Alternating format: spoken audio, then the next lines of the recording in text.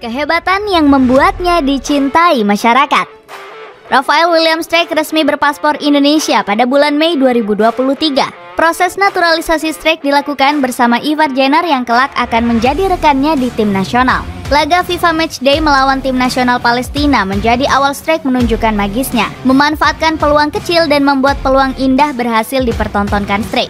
Stadion Gelora Bung Tomo menjadi saksi ciamiknya permainan Rafael Strijk. Bahkan tak sedikit menyebut permainannya malam itu seperti bintang Arsenal Kai Havertz. Setelah pertandingan tersebut, Strijk menjadi idola masyarakat Indonesia dan menjadi idola kaum Hawa. Dia mengaku cukup terkejut dengan antusias masyarakat tanah air.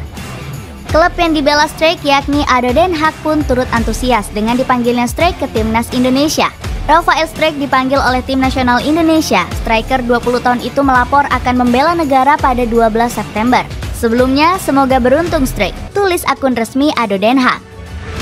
Penampilan Strijk tak hanya dipuji masyarakat Indonesia, melainkan juga Shin Tae-yong. Untuk Rafael dan Ivar memang debut bersama timnas Indonesia, dan memang sangat baik performa kedua pemain ini dan masih muda dan jauh-jauh datang ke sini. Mereka menunjukkan apa yang harus ditunjukkan pada laga ini. Puji pelatih asal Korea itu. Diplot sebagai ujung tombak bersama Dimas Derajat, Strijk tampil ciamik. Sejatinya, Strijk selalu dijadikan winger oleh Shin Tae-yong. Sejauh ini, Strijk sudah menciptakan 5 penampilan bersama Indonesia dan menciptakan 2 gol dan 1 assist. Pengenalan karir. Rafael William Strijk atau kerap dipanggil Rafael Strijk, lahir di Belanda, kota Leidschendam 27 Maret 2003. Bomber muda berusia 23 tahun ini memiliki darah keturunan Indonesia dari sang ibu. Ibu Strijk bernama Soraya Norali Sudito dan sang ayah bernama Brian Strijk. Kedua orang tua Strijk merupakan orang Belanda dan ibu berdarah Jawa dan Suriname. Nenek Strijk sendiri merupakan asli kelahiran kota Semarang. Sebelum membela ADO Den Haag, Strijk sempat membela beberapa klub amatir yakni RKAVV Leidschendam dan Forum Sport. Tampil apik bersama U18 dan U21, ADO Den Haag membuat Strijk naik kelas utama. Debut Rafael Strijk dimainkan saat berhadapan melawan FC Emmen. Performanya yang apik membuat Strijk mendapatkan kontrak profesional dari tahun 2022 sampai 2024. Penampilan Strijk bersama ADO Den Haag U18 menghasilkan catatan yang ciamik. Dirinya sukses menceploskan 3 gol dan 1 assist dari 4 pertandingan. Tampil apik bersama U18, Strijk dinilai mampu bersaing di kelompok usia 21 tahun. Strijk pun resmi dipromosikan ke ADO Den Haag U21 pada tahun 2021.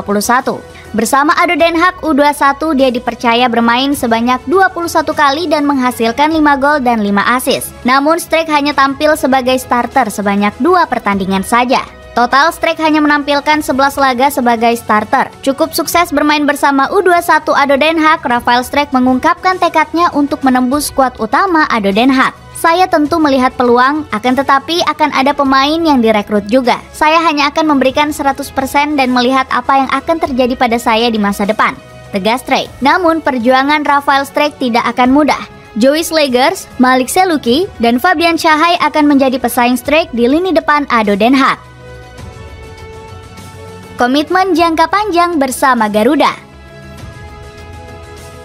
Kiprah Rafael Strijk bersama ADO Den Haag menarik perhatian PSSI. Pemain berusia 20 tahun ini diproyeksikan untuk membela skuad Garuda di Piala Dunia U20. PSSI menilai Strijk akan menambah kualitas skuad asuhan Shin Tae-yong. Muhammad Iriawan selaku ketua PSSI saat itu ingin segera membawa sang pemain ke tanah air. Dirinya merasa Strijk punya semangat tinggi berseragam merah putih. Di sela kesibukannya di ADO Den Haag, dia menyempatkan waktu untuk melengkapi dokumen dan tas medis sebagai syarat untuk mendapat kewarganegaraan Indonesia. Strijk mengaku sudah tidak sabar lagi untuk berseragam timnas Indonesia U20. Shin Tae-yong juga mengapresiasi talenta Strijk saat mengikuti seleksi. Pemain berdarah Jawa ini mencatat 1 gol di laga uji coba timnas Indonesia yang digelar di Spanyol. Selama menjalani trial beberapa waktu lalu, permainan Rafael Strijk diapresiasi oleh coach Shin Tae-yong, Imbu Iriawan. PSSI mengutus Hamdan Hamedan, staf Kemenpora, untuk menemani proses naturalisasi Strijk. Media Vietnam bahkan mengungkap timnas Indonesia semakin kuat dengan naturalisasi. Sukses naturalisasi 2 pemain Belanda, Indonesia bisa semakin berbahaya untuk Thailand dan Vietnam,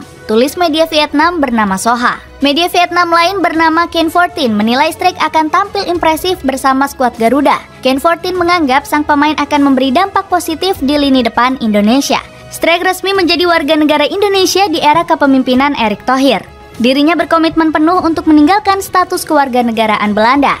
Erick Thohir mengaku gembira dengan rampungnya proses naturalisasi Streik.